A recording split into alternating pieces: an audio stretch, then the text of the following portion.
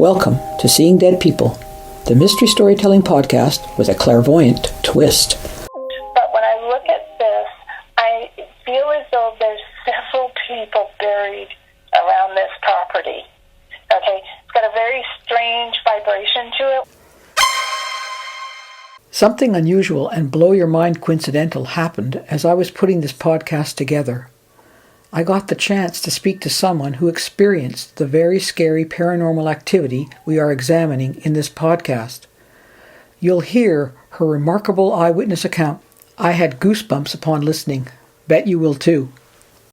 And now, Radio Sydney presents Seeing Dead People, Episode 1, The Woman Who Haunts the Links.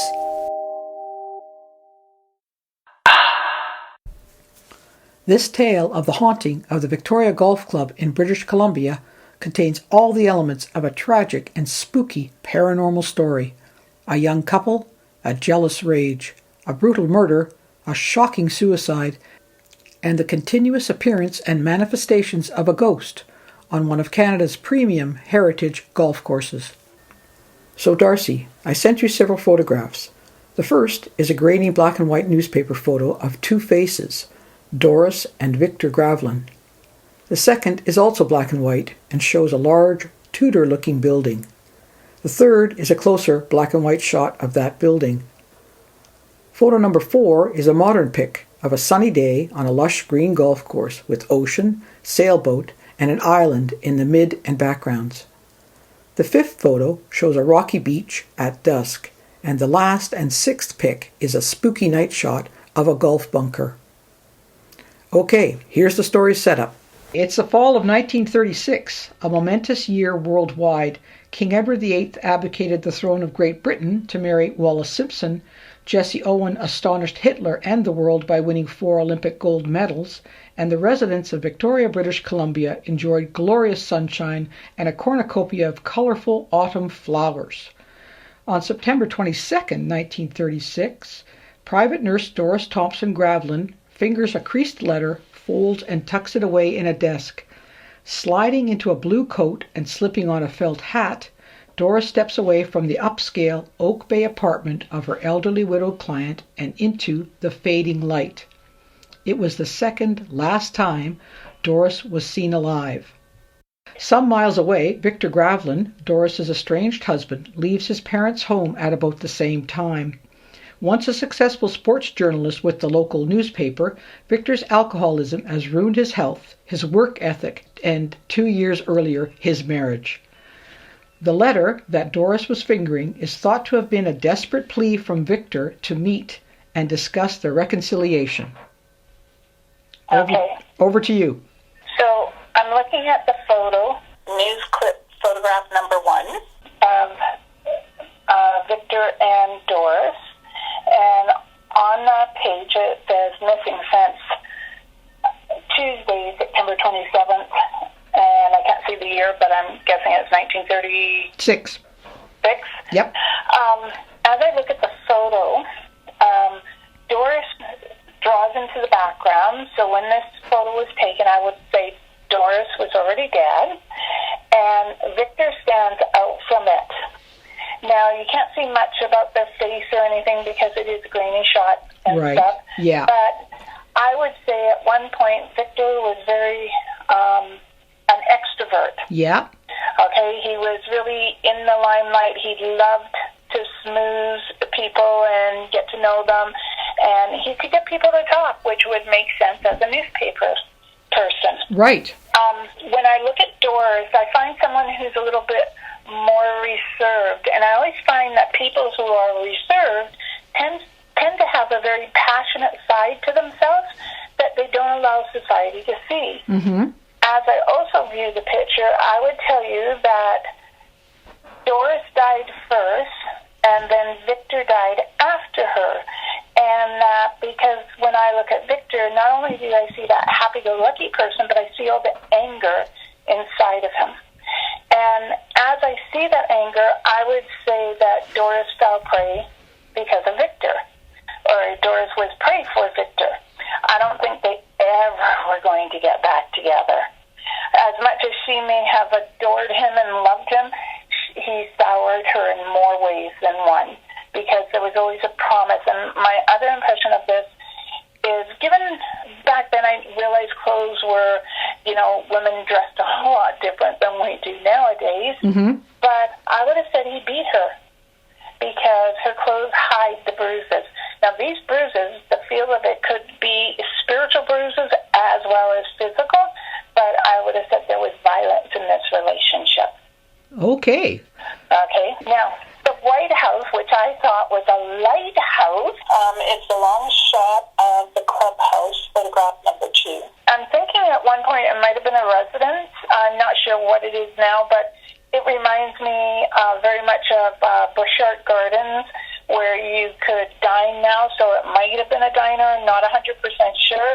But when I look at this, I feel as though there's several people buried around this property. Okay, it's got a very strange vibration to it, one that sort of makes me feel like the hairs on the back of my arms are standing up, and this may be the very last place that either Doris was seen or Victor was seen, because there is definitely a connection to the two of them. Okay. Now, as I move on, and I don't know, does the house pertain to the golf course? Because when I'm looking at the golf course, I keep feeling that the first 2 shots you gave me, I'm not really picking all that much up on. But when I move down to number 6, the night shot of the golf course is the one that showed really where it all took place. Okay, so you're saying it all took place at the bunker. That's the night shot. Yes. Oh, cool. I feel as though there's someone buried in that golf course, like there should be a body in there. Okay. And then when I look at the beach, I keep feeling that that the death must have occurred at the beach and or at the golf course. That's where I feel. And I also feel very much as though I'm still reaching out, looking for conclusion to what happened. Okay. And that is what I'm picking up from it. Well, you're picking up a lot of stuff that is very relevant. So I will continue on, and you'll get a sense of how close you are. So that evening, the 30-something couple are noticed walking the gorgeous and manicured grounds of the Victoria Golf Club. But even to a casual observer, all's not well. It's nearly dark, and in the failing light, Victor leans closely, speaking urgently, while Doris appears uncomfortable and stiff. The pair are never seen alive again. At 9 o'clock, a rising scream shattered the night, according to a claim from a startled neighbor who lived alongside the golf course. After 48 hours with no word from either Doris or Victor, both families reported them missing. 5 days later, a caddy searching for golf balls near the 7th fairway finds something much more interesting: a pink sweater caught under a log on the beach. And wearing that sweater was the body of Doris Gravlin, still dressed, but missing her blue coat, white shoes, and felt hat. After examining her badly beaten corpse and damaged throat, local police determined that Doris had been throttled to death and hauled from the golf course onto the wild, rocky beach. Her body was then covered in plant debris in a deliberate attempt at concealment. A widespread manhunt involving police officers from 4 municipalities and the provincial government failed to find Victor. Some said he had escaped by pretending to be a woman while wearing Doris's coat and hat. Whatever the facts, the truth was Victor Gravlin had vanished. A month later, a horrified fisherman discovered Victor's bloated body floating face down and tangled in a bed of kelp just off Victoria Golf Club's 9th fairway. Some rope and Doris's missing shoes were discovered in his pockets. Authorities finally determined that he had died a month earlier, about the same time as his estranged wife. Police concluded that Victor had strangled her to death, dragged her to the beach, covered her body, and then committed suicide by drowning. The investigation was closed. Oh my God. Okay. And the building is the clubhouse for the golf course. Well, there's a few more bodies around that clubhouse. Well, it's interesting that there are whispers of more phantoms, more ghosts, more spirits that are around that golf course. But today we're focusing, of course, on Doris and Victor. So I'll put you on a little bit of a spot here, Darcy. Whose ghost are we seeing on the golf course? On the golf course itself, number 6, it's a toss-up, because when I look at the golf course, I would say that it's both of them right there to begin with, especially over to, like if I'm looking right at the golf course, so to my left is, I believe, where the actual death occurred. Okay. And then I feel like you said drag, and I agree. I feel like I'm dragging, actually I feel like I did a fireman's lift. And I've walked through there. I may have, to me, there's guilt now because of the way he placed everything over top of her. Okay? And then I think he walked right into the water. So I think possibly it's her spirit you're seeing on the golf course, but him as well occasionally. And he's gone into the water. And it's interesting because when I look at the picture, and again, if I look to my left of the picture, there's a little spot there that would say that's where they found her. Oh, really? Yeah. Oh, cool. It's like I can see sort of like an image. Number 5. Right, the Gravelly Beach. But I can see the water moving as though, Moses made the water divide, and that's exactly, I see the water like if someone's walking into it, and you know how the water swirls? Sure. When you walk into it? Well, That's what I'm seeing. So she may have been watching him kill himself. But she had been killed herself, correct? Yes. So, she definitely was murdered. So in the afterlife, immediately afterlife, she's watching Victor walk into the sea and commit suicide. Yeah. Well, what happens is 4 weeks later, a local fisherman sees a figure, but didn't think much about it until she started to move and floated above the bushes, not walking and then melting in the dark, and he was quite close to the golf course at the time. Since then, there have been hundreds of sightings of a glowing white figure emerging from the beach and then floating down the 7th fairway. Sometimes they find footprints in the bunkers. Especially in April, this ghost is seen, and often after that bell is rung 3 times at midnight, this ghost will appear. Sorry, if you actually look at the picture with the golf course, you can actually see footsteps. Interesting part is they should have gone over a little more, because that's actually where it happened. It's over a little more. Oh, really? I think he actually was going to bury her in the sand to begin with. Ah, okay. Well, those photographs that I've found are just photographs of the locale. They aren't the photographs, unfortunately, that might have been, thought to be taken at 1936. So we really don't have an exact locale of that fairway at the time. Wow. But it's close enough, obviously, for you. Yeah, it was very close, and as much as the bell is there, I don't find, for me, much significance for the bell. Okay. But the standing at the golf club itself. Yep. I feel like they were either inside it before they came out, and their picture, like the energy that came off the picture, was really amazing about the anger from him and withdrawn from her, but the need to, part of her really wanted to reconcile. Oh, so okay. I don't believe he would have convinced her, but she was so tired of being disappointed, because my impression is that he's been accused also of having other women.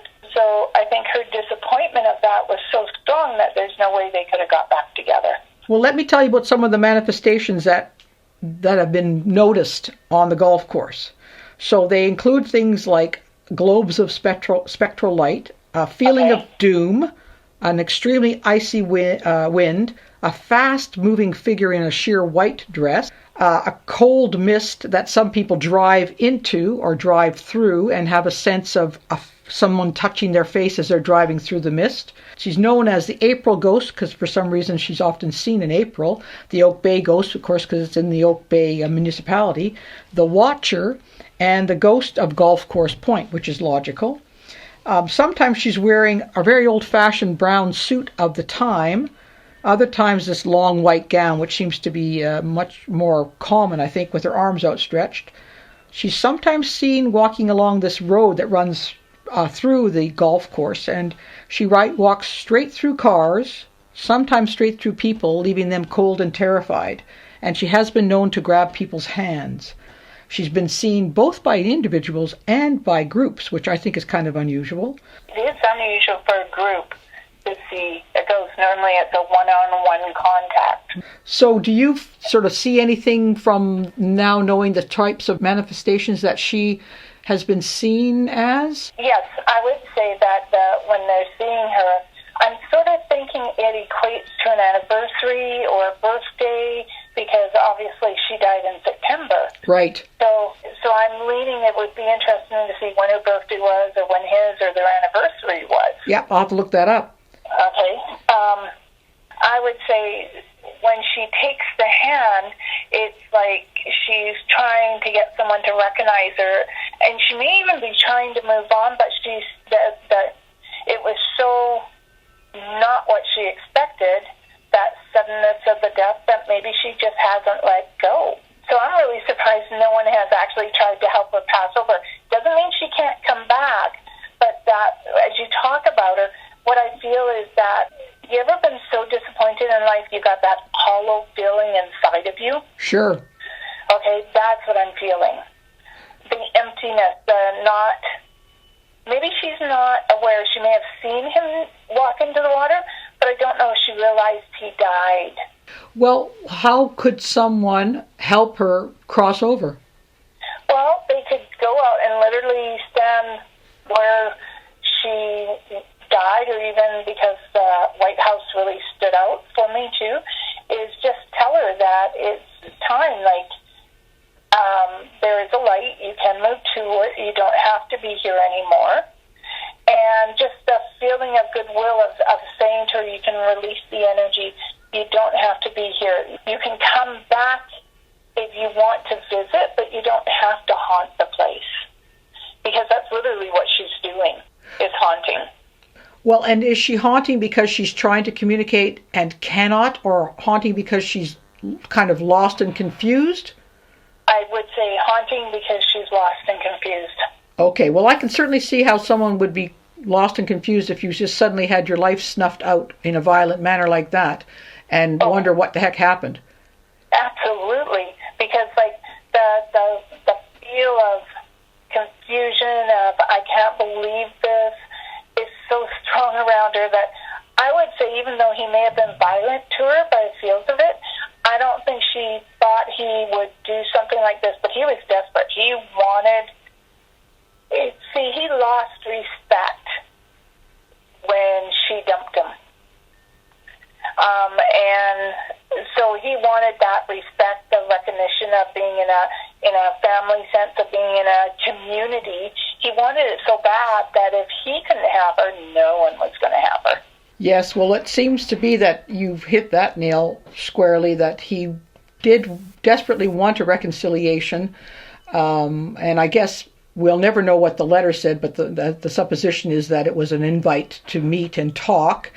And because he was a sports journalist and a sportsman himself, he loved golf particularly, and it's such a beautiful location. I guess that's one where they spent a lot of time. So she would have been, I think, lulled into going to see him, perhaps, as you say, with her own wanting reconciliation, but being a little bit hesitant about it. And then having this horrible, violent, sudden occurrence to her, for her to die in such a violent manner without ever anticipating that it might happen. As you're talking, and I hear the reconciliation, and I know I said it, but as I hear it, I'm wondering if he was saying to her in that letter that, okay, I realize I've been a fool. I realize we both need to move on. I'm willing to give you the divorce if you want it, but I'd really like to get back together. That's That's actually the impression I'm picking up. Okay. So I think she thought maybe there was some hope. Maybe he changed a little. Like I also get the impression he was willing to change who he was. So do you think he was honest in his belief that he would try and change to reconcile? No. Okay. I don't. I think he would have said whatever it took. To get her to come out. Yeah. And I do actually think he planned in one aspect. He knew that if things weren't going to go his way, he wasn't going to allow anyone to have her. So I think there was premeditated. I don't necessarily feel that he went in going, okay, I'm definitely killing her. I do feel there was a little, if I can't have her, no one's going to have her kind of premeditation. Right. But I don't think he actually went in. Just out of curiosity, sorry, I don't suppose you can find out that they had a big black dog, could you? No mention of a dog. Okay. I wonder if there was... Okay, I don't know where the big black dog came from, but all of a sudden it was there. Okay, well, there's certainly, I guess there's probably a possibility that, for example, the fisherman had a black dog, or somebody with a black dog was walking that night, or, there's certainly a possibility, but there was no mention that they themselves had anything to do with dogs. Yeah. So I want to take you, though, Darcy, to this idea of helping her cross over. If you were to undertake that, and you were to go to the golf course, would you be going at this time, roughly time when she passed away? So in the dark, would you be standing there quietly waiting for something to give you a trigger, or would you just start talking to the darkness or the daylight, depending when you've gone? Well, I actually don't wait till the time they pass. Okay. And I have had a few people I've helped pass over. Ooh. What I do is I'll find a space, like I would like to be in the area that I believe they are. Yeah. And if I can, I'm there. If I'm not, then I visualize in my head a burning candle. Okay.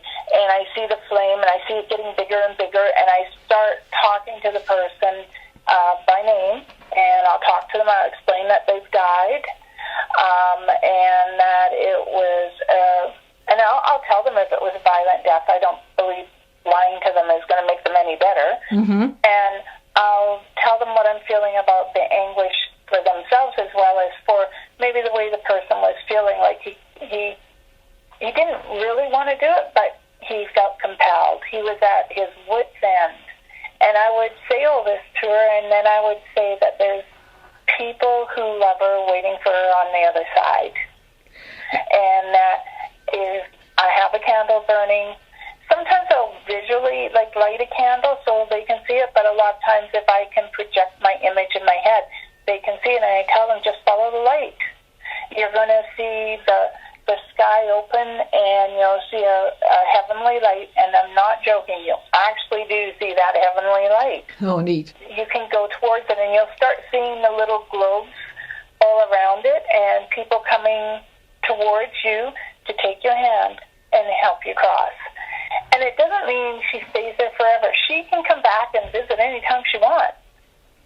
It's just that anguish that I feel, that emptiness, the hollowness that I'm feeling gets filled. Well, are you actually speaking out loud when you're doing this, Darcy, or are you doing this in your head? It all depends. If I'm by myself, I tend to speak out loud. Good. Okay, because if there's a group of people around me, unless they expect me to do it, okay, then I tend to do it in my head. Unless they expect me to talk out loud, and if people have hired me to, literally I'm performing a funeral. Okay. And I invite them, as well as the person who has died, to look to the light, to feel the love that draws them towards it, and allow them to pass. And because on top of everything, even though I am a psychic medium, I'm also an ordained minister and baptized into Anglican Church. Oh, okay. So I feel when I got my ordained minister, it wasn't to go out there and do a whole bunch of stuff with it. It was mainly to help spirit realize or to recognize that image, because there's a lot of religious spirits who have died. And so unless a priest or someone's doing it, but as an ordained minister, they seem to be able to draw towards it and move to the other side. Oh, okay. That's very interesting. I didn't know you had that extra little string to your bow. Oh, I have more strings to my boat than you realize. I'm sure you do. I would be interested, though, later down the road, finding out who the other dead bodies are. Well, I'll have to start doing some more research on the Victoria Golf Club to see if we can find out if there are any more. That's cool. Well, I think your insights have been very intriguing and pretty exciting to hear. Okay. Do you, by any chance, know if they had children? My instincts will say no. They had one son. They did have a son. Yes, they did. And the child lived, when they were separated, the child went to live with her parents, whose name was Thompson. So they weren't with her. And she was, in some reporting, she was living with her client in Oak Bay in this apartment. And other reporting, she was living with her parents. He was living with his parents. So the information is not 100% the same. Okay, so that's why I don't feel the child, because he wasn't living with her. Yeah, exactly. He was with the grandparents. He wasn't living with the father either. No, he wasn't. Because there's no essence of a child there. Okay, that's fantastic. That's so interesting. The nice part is the fact that their names were there, because that way I can talk to each one of them about their names. She, as I'm sitting here looking at her, she had a lot of secrets. Okay, I wonder what they are. He was like an open book, and she had secrets. Do you know any of them? I think, was she a nurse of some sort? She was absolutely a nurse. She was a private nurse, and that's where she lived with this client. Yep. Yeah, because I would say that I might actually look to see how many patients died around her. Are you thinking she was not a great nurse? Well, she may have been one of those Nightingale nurses. Yeah, that helped people that she felt should go on. Yeah, that wanted to, yeah. Well, that's a good twist. I know. I mean, there's secrets. If you just look at her picture and her lips are pursed, the fact that she's wearing a shirt all the way up to her neck,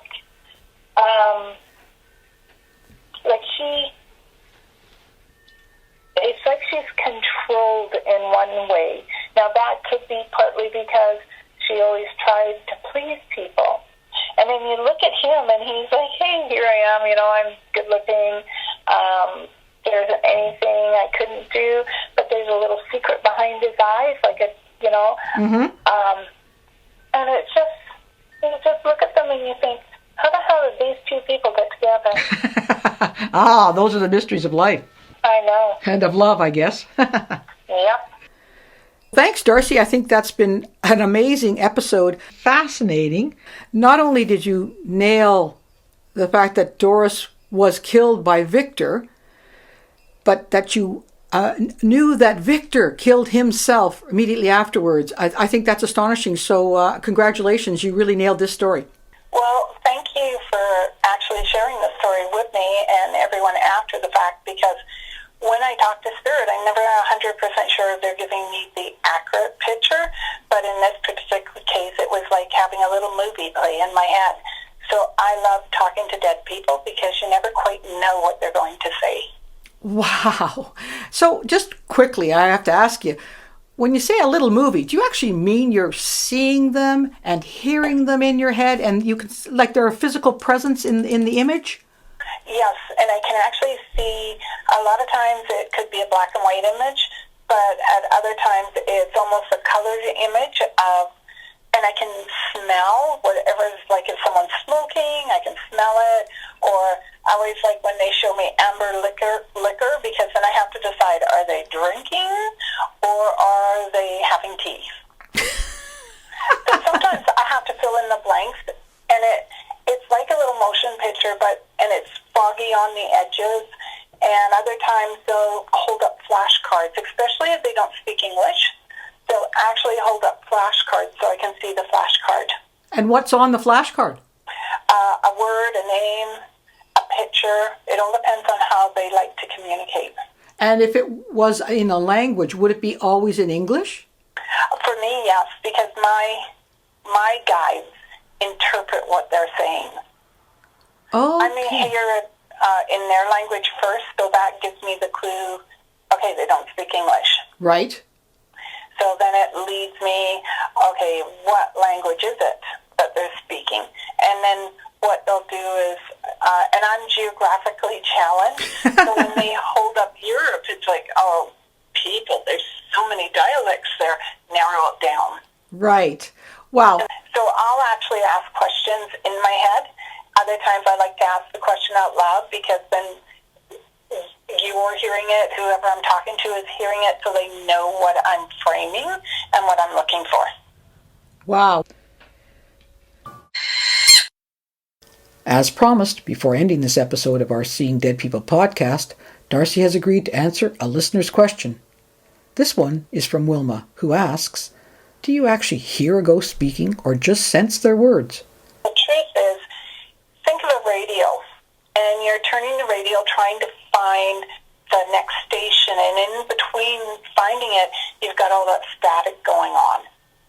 Okay, so that's what I begin to hear first is static. Oh, okay. And then the static becomes a little clearer, and words will come out, people's names, and then I have to ask my guides to direct me. Is this the right person? Do I need to go in another direction? And so basically it's like listening to a radio and trying to find the right channel. So yes, it's a combination of things. Sometimes I hear their voices and it's like they're whispering in my ear. Other times it's like the cue cards. And other times it's just a flash of a word, a name, a sound in my head. Okay, that's fantastic. You know, Darcy, this is going to be so much fun because in our future episodes, we're going to explore more and more about your psychic process, and I really can't wait. So thank you very much. Okay. And now, snuggle closer to your speaker. You're about to hear from Nikki, who believes she met the ghost of Doris Gravlin. And if that isn't enough, she had with her a large black dog who exactly matched the description of the one you'll recall that Darcy just asked me about. And no, Darcy knew nothing about Nikki, nor her experience. One coinkydink too many, methinks. Hello, Nikki, and welcome to the Seeing Dead People podcast. I understand you have an amazing and relevant paranormal experience to share with us today. You've actually seen or touched the ghost we've showcased on this podcast episode. Can you tell me a little bit about your experience? Yes, I can. This happened, it was around about 1998, and I was out walking with my dog, and I would go and walk on the golf course, and it was around about, it was duskish. I mean, I could still see, it wasn't dark enough that I couldn't see my dog. I could still see my dog, but it was evening time, and it was about maybe 7:30 in the evening. And I'm walking down by the bay there, just on the fifth, I think it's the fifth link. And my dog, who always just runs around fairly close to me, just suddenly took off up the hill, which was uncharacteristic of him. So I turned and was walking really fast up the hill. There's a stand of trees just up from the bay there. And as I'm walking up towards the stand of trees, as I'm walking, before I know it, I see this mist, and it's there's no form or anything in this mist. It's just it's also a rectangular shape, and because I'm walking so fast, before I know it, I'm actually in the mist. Mm-hmm.